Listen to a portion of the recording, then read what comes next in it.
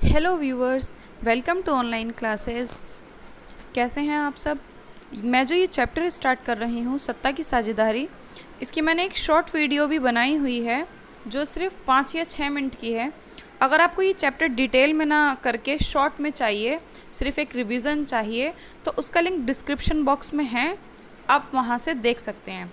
बाकी ये जो चैप्टर है ये फुल डिटेल के साथ है, फुल एक्सप्लेनेशन के साथ।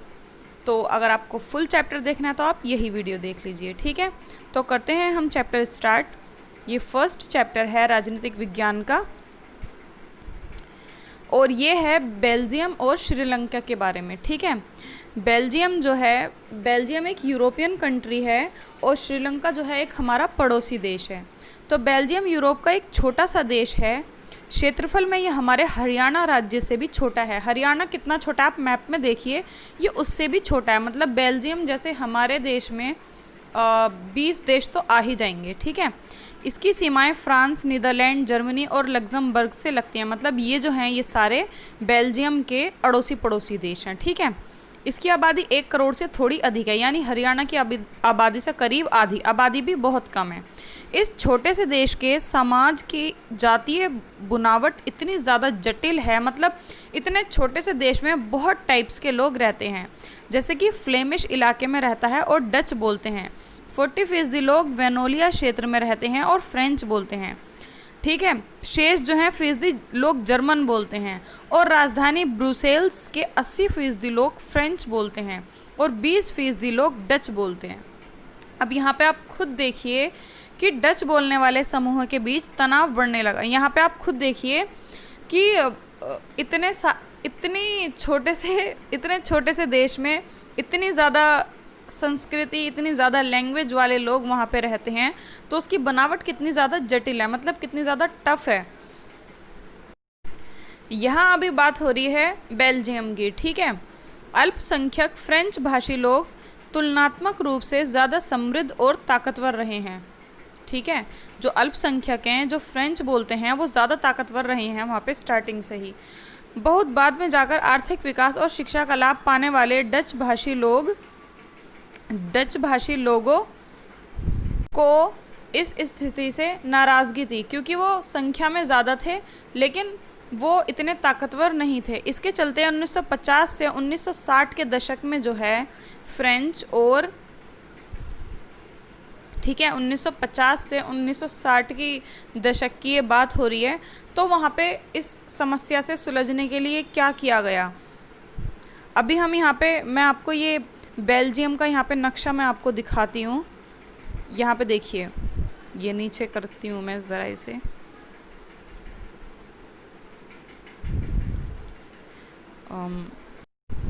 ये यहाँ पे आप बेल्जियम का नक्शा देखिए, ये बहुत ही ज़्यादा छोटा सा देश है, ठीक है। तो यहाँ पे ये जो येलो कलर में है, प्योर येलो कलर में, ये हैं पहले ये हैं फ्लेमिश, जो कि डच भाषा बोलते हैं। और जो रेड कलर में है, ठीक है, जो रेड कलर में है वो है वेलोन, जो कि फ्रेंच भाषा बोलते हैं। तो रेड वाले ज़्यादा हैं, और जो रेड के साथ लाइनिंग है ना ब्लू कलर की, वो जर्मन भाषी हैं, इत्तू से, मतलब थोड़े से। और जो ये डार्क येलो कलर के बीच में ज़रा से नन्हे से, ये राजधानी है ब्रुसेल्स। अब यहाँ पे आप एक बार श्रीलंका का मैप भी देख लीजिए। यहाँ पे श्रीलंका, ये छोटा सा देश है। अगर हम भारत का नक्शा लाते हैं तो उसके साथ में श्रीलंका भी लटका हुआ आता है नीचे। नन्हा सा देश, एक छोटा सा यूँ काजू की तरह लटका हुआ होता है, वही है श्रीलंका, ठीक है। तो ये खाली श्रीलंका का मैप है। यहाँ पे देखिए, ये जो डार्क ब्राउन कलर में है, ये थोड़े से डार्क ब्राउन कलर में, ठीक है। ये हैं यहाँ पे भारतवंशी तमिल, जो यहाँ पे पहले भारत में रहते थे, बाद में वो श्रीलंका चले गए, वो तमिल में रहते थे, ठीक है। आई मीन तमिलनाडु में, ठीक है। और यहाँ पर जो ये येलो कलर का दिया हुआ ना इतना बड़ा, ये है सिहली। तो यहाँ पे सबसे ज़्यादा सिहली रहते हैं, जो कि बौद्ध धर्म के हैं। और ये श्रीलंकाई तमिल है, जो कि ऑरेंज कलर में है, ये श्रीलंका के तमिल लोग हैं। और बाकी जो ये डॉट डॉट से पड़े हुए हैं ना इसमें, ये मुसलमान हैं, ठीक है। तो ये है श्रीलंका का नक्शा। अब हम अपनी बात पे आते हैं, क्योंकि आज हम इन्हीं 2 देशों की बात करेंगे, ठीक है। ये हमने पढ़ लिया था यहाँ से। अब ऐसी ही स्थिति की तुलना हम तमिलनाडु में करते हैं, ठीक है। तो हिंदुस्तानी तमिल जो औपनिवेशिक शासनकाल में बगानों में काम करने के लिए भारत से श्रीलंका ले जाए गए थे, जो अंग्रेज़ जिनको लेने गए थे, मौजूदा श्रीलंका के नक्शे पर गौर करें तो पाएंगे कि तमिल मुख्य रूप से उत्तर और पूर्वी प्रांतों में आबाद हैं। अधिकतर सिंहली भाषी लोग बौद्ध हैं, ठीक है। जो सिहली है ना येलो कलर के, वो ज़्यादातर बौद्ध धर्म उनका है, जबकि तमिल भाषी लोगों में कुछ हिंदू हैं और कुछ मुसलमान। श्रीलंका की आबादी में ईसाई लोगों का हिस्सा कितना है? 7%, सिर्फ 7% हैं, और वह सिहली और तमिल दोनों भाषाएं बोलते हैं। अब जरा सोचिए कि ऐसी स्थिति में क्या हो सकता था। बेल्जियम में डच भाषी लोग अपनी बड़ी संख्या के बल पर फ्रेंच भाषी और जर्मन भाषी लोगों पर अपनी इच्छाएं थोप सकते थे। इससे उनके बीच क्या होती? लड़ाई बढ़ जाती। संभवतः इस देश में देश का बंटवारा हो जाता। ब्रुसेल्स पर दोनों अपना अपना पक्ष जताते थे, लेकिन क्या हुआ? पहले तो हमने दोनों की प्रॉब्लम पढ़ ली, अब यहाँ पे सॉल्यूशन देखेंगे हम। श्रीलंका में बहुसंख्यकवाद। सन 1948 में श्रीलंका स्वतंत्र राष्ट्र बना, क्योंकि उससे पहले वहाँ पे भी जो है अंग्रेज़ों का कब्जा था, ठीक है।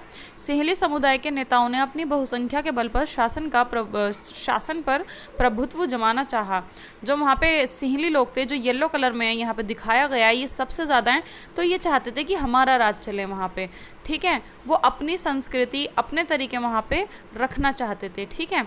तो 1956 में एक कानून बनाया गया, जिसके तहत तमिल को दरकिनार करके सिंहली को एकमात्र राजभाषा घोषित कर दिया गया।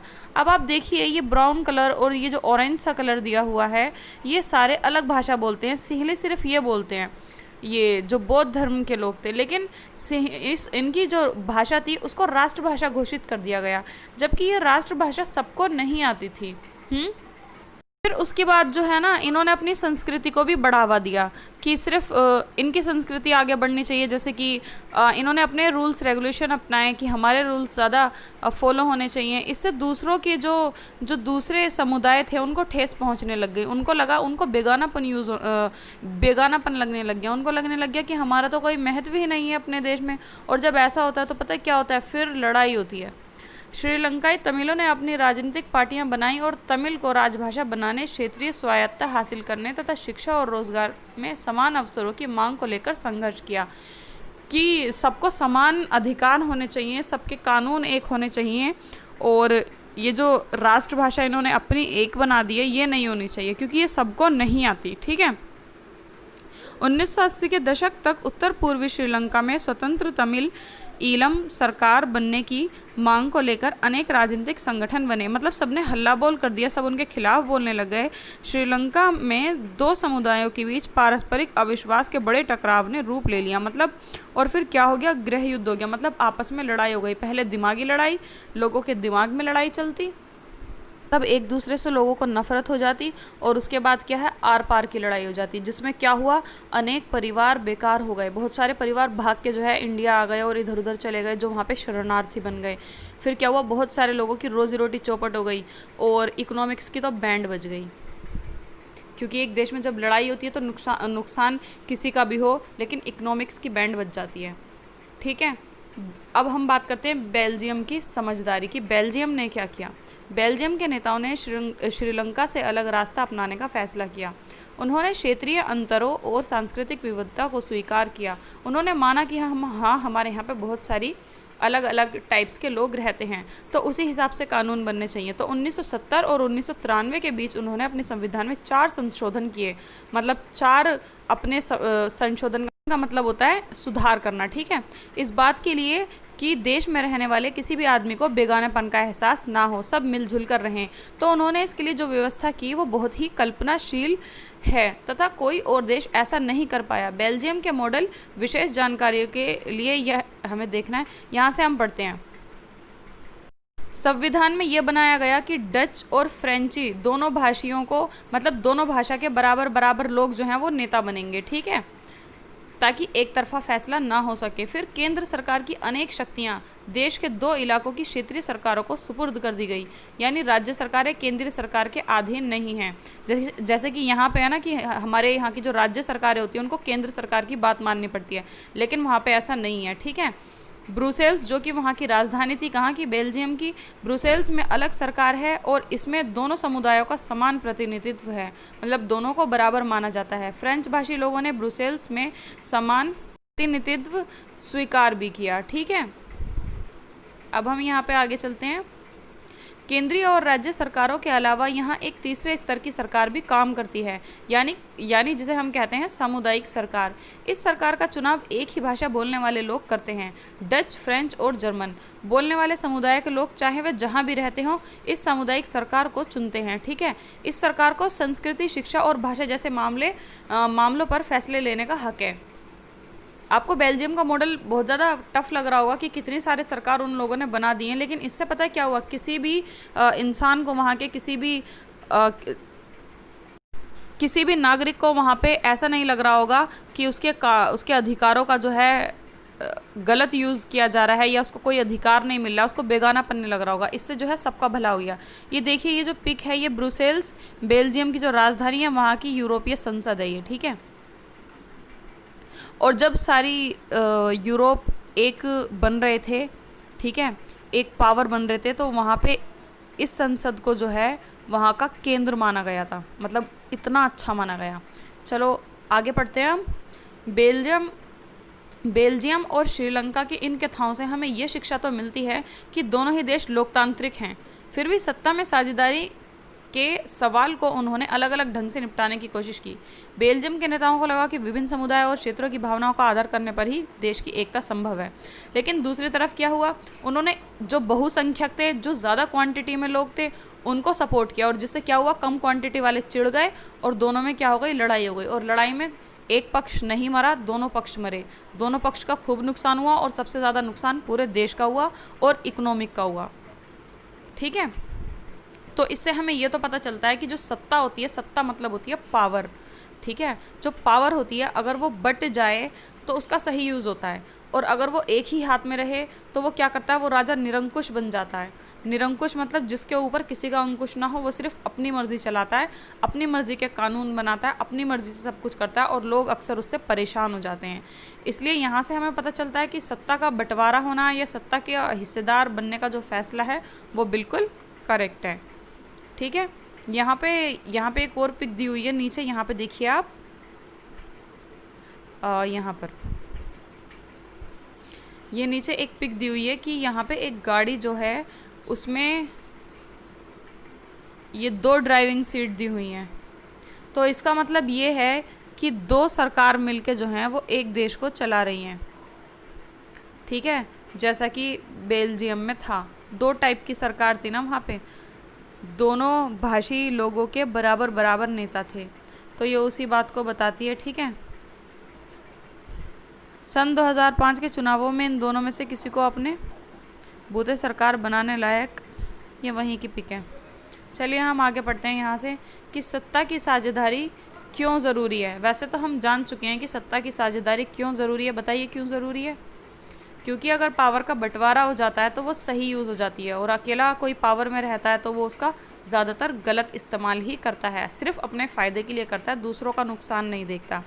तो इस प्रकार सत्ता के बंटवारे के पक्ष में 2 तरह के तर्क दिए जा सकते हैं। पहला, सत्ता का बंटवारा ठीक है क्योंकि इससे विभिन्न सामाजिक समूहों के बीच टकराव का अंदेशा कम हो जाता है, मतलब लड़ाइयाँ कम हो जाती हैं, क्योंकि सामाजिक टकराव आगे बढ़कर अक्सर क्या बन जाते हैं, हिंसा बन जाते हैं, मतलब मारकाट का रूप ले लेते हैं। इसलिए सत्ता में हिंसा दे देना राजनीतिक व्यवस्था के स्थायित्व के लिए अच्छा है। बहुसंख्यक समुदाय की इच्छा को बाकी सभी पर थोपना तत्कालीन तौर पर लाभकारी लग सकता है, पर आगे चलकर ये देश की अखंडता बन सकता है, देश को बांट सकता है। मतलब ऐसा लग सकता है कि जो बहुसंख्यक लोग हैं, मतलब जो ज़्यादा तादाद में लोग हैं, ज़्यादा क्वांटिटी में हैं, उनको उनके जो रूल्स हैं वो सब पे थोप दिए जाएं। शुरू में ये अच्छा लग सकता है, लेकिन आगे चल के क्या होता है, बाकी लोग जब बेगानापन अब उनको लगने लगता है तो ये आगे चल के लड़ाई और हिंसा का रूप ले लेती है।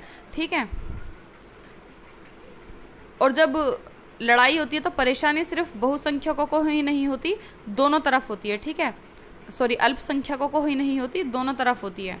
ठीक है, लोकतंत्र का मतलब ही होता है कि जो लोग इस शासन व्यवस्था के अंतर्गत हैं उनके बीच सत्ता को बांटा जाए, मतलब पावर को बांटा जाए। ठीक है, इसलिए वैध सरकार वही है, अच्छी सरकार, मानी हुई सरकार वही है जिसमें अपनी भागीदारी के माध्यम से सभी समूह शासन से जुड़ते हैं।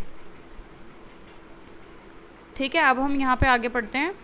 इसमें देखिए इसमें जो इम्पोर्टेंट होता है, बीच में अगर मुझे कुछ ऐसा ही लगता है बेकार सा अनइम्पोर्टेंट, तो मैं उसको पढ़ती नहीं हूँ। जो इम्पोर्टेंट होता है मैं उसको पढ़ लेती हूँ। ये जो यहाँ पे कहानी दी हुई है बेताल और विक्रम की, तो इसमें कोई ख़ास बात नहीं है, मतलब समझाने वाली बात नहीं है, सिंपल स्टोरी है, आप इसको पढ़ सकते हैं। मैं टाइम वेस्ट नहीं करना चाहती, आपका भी और मेरा भी, ज़्यादा तो आपका ही टाइम, वरना मेरी तो वीडियो लंबी ही हो जाएगी। हम बात करते हैं सत्ता की साझेदारी के रूप। राजनीतिक सत्ता का बंटवारा नहीं किया जा सकता, इसी धारणा के विरुद्ध सत्ता की साझेदारी का विचार सामने आया था। लंबे समय से यही मान्यता चली आ रही थी कि सरकार की सारी शक्तियां एक व्यक्ति या किसी खास स्थान पर रहने वाले व्यक्ति समूह के हाथ में रहनी चाहिए। अगर फैसले लेने की शक्ति बिखर गई तो तुरंत फैसले लेना और उन्हें लागू करना संभव नहीं होगा। पहले लोग यही मानते थे कि अगर अलग अलग पावर हुई तो जल्दी से फैसले नहीं लिए जाएंगे, फैसला लेने में टाइम लगेगा। लेकिन ये बात है कि लोकतंत्र में फैसला लेने में टाइम तो लगता है, लेकिन क्या होता है, वो फैसला सबके लिए ज़्यादातर अच्छा होता है। लोकतंत्र का एक बुनियादी सिद्धांत है कि जनता ही सारी राजनीतिक शक्ति का स्रोत है। इसमें लोग स्वशासन की संस्थाओं के माध्यम से अपना शासन चलाते हैं। एक अच्छे लोकतांत्रिक शासन में समाज के, ठीक है, तो ज़्यादातर जो है पहले लोग ये मानते थे कि अगर सत्ता का बंटवारा हो गया तो तुरंत फैसले नहीं लिए जाएंगे, लेकिन ऐसा कुछ नहीं है। हाँ, थोड़ा सा टाइम लगता है, लेकिन उसमें सबका भला होता है। तो लोकतंत्र इज़ द बेस्ट। एक अच्छे लोकतांत्रिक शासन में समाज के विभिन्न समूहों और उनके विचारों को उचित सम्मान दिया जाता है। ठीक है।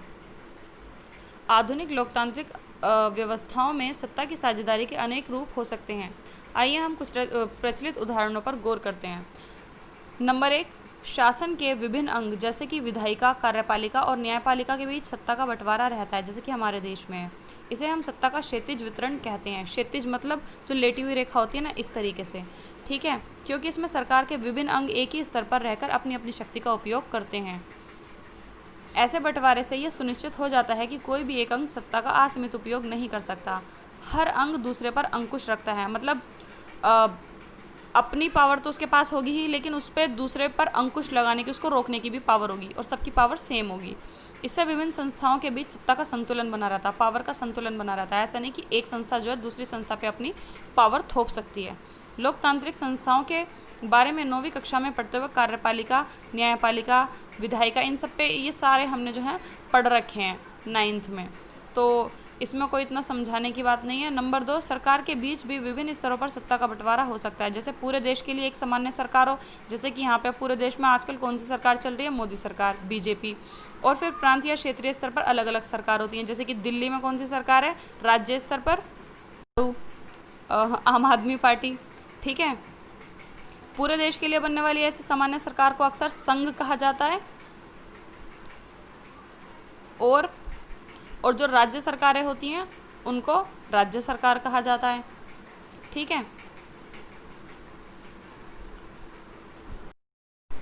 और संघ सरकार को जो है हम केंद्र सरकार भी कहते हैं। तो आप मुझे अब बताइए कमेंट में कि हमारे देश में संघीय सरकार इस टाइम कौन सी है, और आपके क्षेत्र में। वैसे तो ज़्यादातर मैं CBSE का सिलेबस डाल रही हूँ, तो आई होप आप सब दिल्ली से ही होंगे, और अगर दिल्ली से नहीं है तो बताइए आपके यहाँ पे राज्य सरकार कौन सी सरकार है।